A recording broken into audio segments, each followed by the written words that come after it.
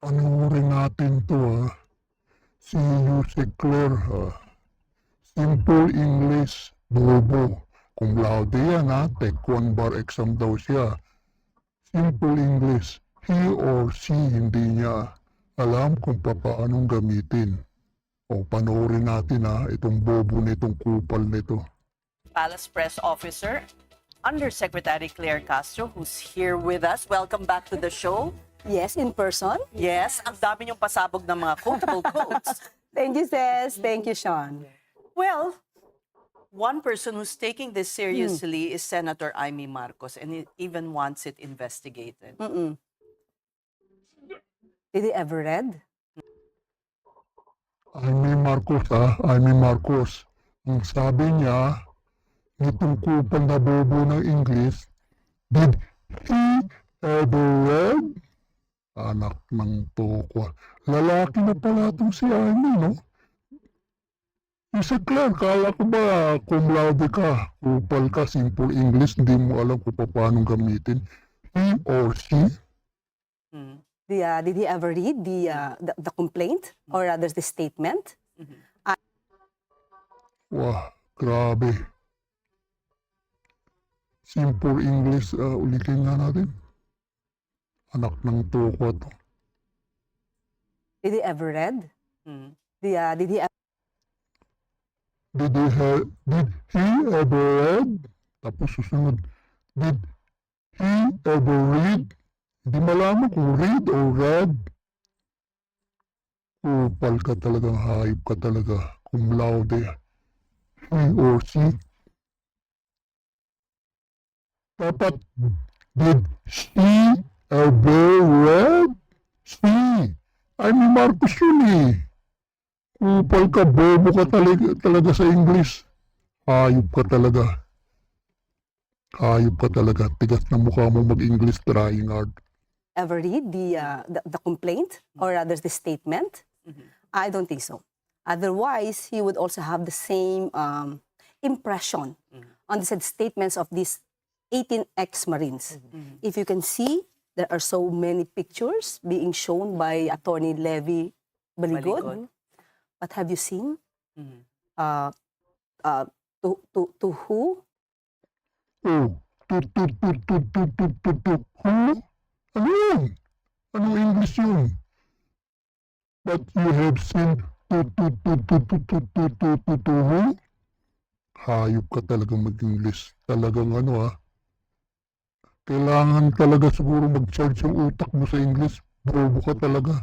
Huwag ka na nga mag-English, nakakahiya ka. Hayop ka talaga.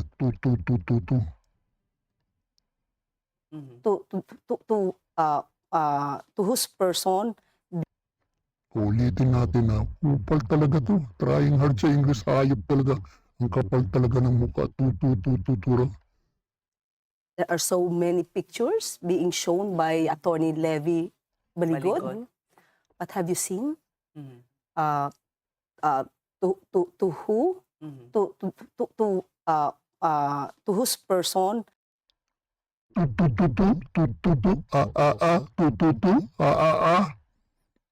Hayop ka talaga. Ang yabang-yabang mo magsabi na cum laude ka. 1 bar exam. Hayop ka talaga, kupal ka talaga. Ang tigas talaga ng mukha mo. Hayop ka talaga.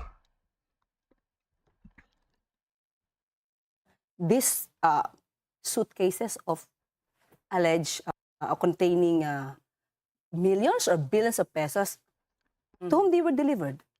Diba? To whom they were delivered? To whom they were delivered? Ba napanood yung mga picture kung kanino dineliver? Kupal ka talaga, araw-araw ka sinungaling kang hayop. Lagi mo pinagtatanggol mong amo mong pangag na adik sa cocaine, sabi ni Amy Marcos. Hayop ka talaga. Sa ngalan talaga ng pera, no? Lahat gagawin magsinungaling araw-araw, kupal ka. May karma din yan. They're just pictures of suitcases. So what can they prove Anong out of klaseng that? evidence? Yes.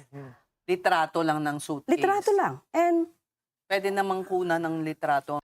O, kita mo, kinakausap ka na lang ng Tagalog eh.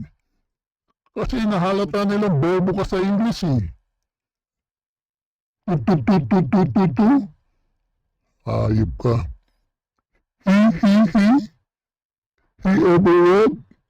Pag-ina mo, hayop ka. Mag-English ka. Kabwisit ka talaga mag-English. Naiinis lang kasi ako eh. Cum laude daw siya. 1 bar exam, pinagmamalaki niya. Hayop ka, kupal ka, bobo ka sa English. Ang lahat ng suitcase. Yes. Mo, pwede kong kunan rin ng litrato. And you just do not know where to bring those suitcases. And what do they contain? Wala eh. So, kaya sabi natin, para siyang supposed to be, the script supposed to be a drama. There should be a Drama. Ganyan ka naman lagi, drama. Hayop ka, drama. Sinungaling kang hayop ka. Talagang pinagtatakpan yung flood control. Hayop kayo. Kupal ka talaga. Kupal ka talaga. Alam mo mga magnanakaw, ang daming kurakot. Hayop ka talaga. Ang tigas talaga ng mukha mo. drama. But it becomes a comedy. So parang wala eh. Wala siyang nilalaman. So parang Shakespeare and the comedy and tragedy at the same time, Yusek. Pero if according to Attorney Levy Baligod, I know you were listening to yes. the report that we re-aired right now from our sister program kanina. Ang sinasabi niya, meron daw affidavit. We're not sure though kung napirmahan na tong mga affidavit. But if ever meron nga at maipresenta and i-report sa proper authorities, iimbestigahan naman. Just look at this. If they are, if they held Oh, kita mo, English na naman. this press con and they want to be something to be remembered They want to be something to be something to be something to be. Kupal ka talaga mag-English. They want to be something to be. Oh, remember? Hayop ka talagang English. Nahawa ka na kay Bangag ha? Bulol-bulol. Halak ka ng toko sa bagay. Amo mo eh, Bangag eh. Baka naman may something ka na rin ha? Nahawa ka na kay Bangag na bulol-bulol. Bulol-bulol. off. The truth, telling the truth. They should have given that yesterday.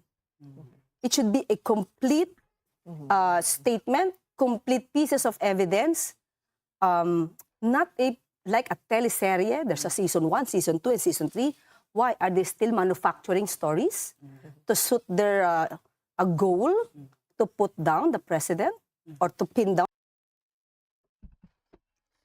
Put down the president? English ka, bobo ka na mga kupal ka talaga. Ay, nako. Puwag na natin konti.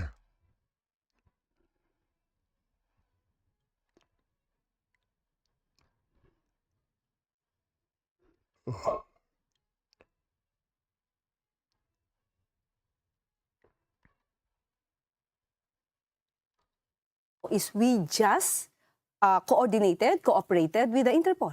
Okay, But and with the ICC, no. Or the witnesses, or the families victims. of the victims. To Are you help giving the any government. support? Yes, the DOJ or any Okay, government agency. the last thing that I've heard, Sabi na huwag ka na mag-English eh. Naawa ka na kay Bangag eh. from the DOJ, that the government can help the Filipinos, the witnesses who are Filipinos. And Not- are we? Are Did we? Na ngayon, as of now, I do not have any update on that. Oh, kita mo? Walang alam yan. Pag may mitingan, wala pang update, pag-uusapan, hindi pa sa akin nabibigay. Kupal yan na. Walang kwentang yan eh. Yung si Claire na yan, puro walang alam. Pag tinanong mo, tatanungin ka rin eh. Yung kupal na yan. If they, Sige, Hindi, we'll DOJ, follow you up on that. yes, Last question, the airplane. Okay. Because this was brought up rin by Attorney Baligod. Sino ba nagbayad talaga ng aeroplano? Because you can now stock Anong flights. aeroplano? Yung airplane, yung Gulfstream that took former President Duterte to The Hague, to be Okay. clear. And be clear. to be clear, Sino daw nagbayad doon? Because often that is also used by the President, Bongbong Marcos, in his travel. So maybe it's a rental, pero who paid for that trip? Not me. Ang corny mo, not me. Hayop ka. Kala mo nakakatawa, not me. Kupal ka, hayop ka talaga. Yeah, but Yeah, but who? Do you know who? And I do not know. Tawan demonyong hayop ka. Can you not find out for Zaldico. us? Haldi ko. No. I don't think so. I don't don't have any personal knowledge on that. So I cannot answer. Okay, we will follow up 2 questions with you next time. Next. O, kita mo? Nahalata nila bobo ka sa English eh. Next time na lang, yung pag sa'yo ulit na interview, payakan o. Upal ka talaga kasi. Hayop ka talaga, upal ka. Nakahalata rin sila na wala kang alam. Bobo ka kasi sa English. He or she, buti hindi ka binara eh. Tapos dudu ka pa. Hayop ka, Yusek Claire ka. Grabe ka talaga. Upal ka talaga.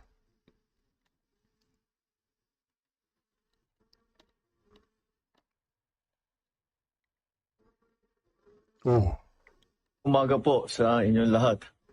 Sa palagay ko po ay nambalitaan. oh. Panoorin natin to si Bangag. Mukhang adik. Kargado yata to eh. Sabi nga ni Marcos, kita mo oh. Ayop. Mukhang na to malapit-lapit na. Tingnan mo yung mukha nito. Malapit-lapit na siguro to. Ako, baka pwede mong pakiusapan si kamatayan. Sila Boying, kasi baka nalulungkot ka. Sila Boying, yan si Bangag, si Tulpo, yung mga kurakot sa gobyerno. Baka gusto mong kausapin si kamatayan. Kung malulungkot ka, kung wala kang kasama. Ayop talaga. Tingnan mo yung pagmumukha nitong Bangag nito. Grabe. Payat na. Malapit-lapit na siguro. Oh, Bangag, paalala ko sa iyo ha. Ang sabi mo, walang magiging masaya ang Pasko. Merong kakasuhan. Ulitin ko sa iyo. Lagi kong paalala. Merong kakasuhan. Bago magpasko, hindi magiging masaya. Lumipas na yung bagong taon, wala pa rin nakakasuhan. Dumating na yung Valentine, wala pa rin nakakasuhan. Dumating na yung Chinese New Year, wala pa rin nakakasuhan. Pinagtatakpan niyo ba yung flood control? Bangag? Anak ka ng puro itong si Boying, Boying na bendalo ito. Isa pa yung hayop itong Boying nito eh. 60 raw. Congressman na contractor. 60. Wala pa nakasuhan. Pati pa itong si Lacson, 60 raw. Nag-speech pa. 60 raw na congressman na contractor. Hayop naman itong mga hayop na ito. Oh, simpisan mo, Stambalostos, Romualdez. Pati anak mo, si Sandro, bilang alokabol, wala pang nakakasuhan. Nakita mo ba yung puro poste sa Ilocos, yung flood control? Ayop talaga kayo. Upal kayo talaga. Pinapatahimik yung flood control Pero ako, hindi ko titigilan yan. Pagsasalita, upal talaga kayo.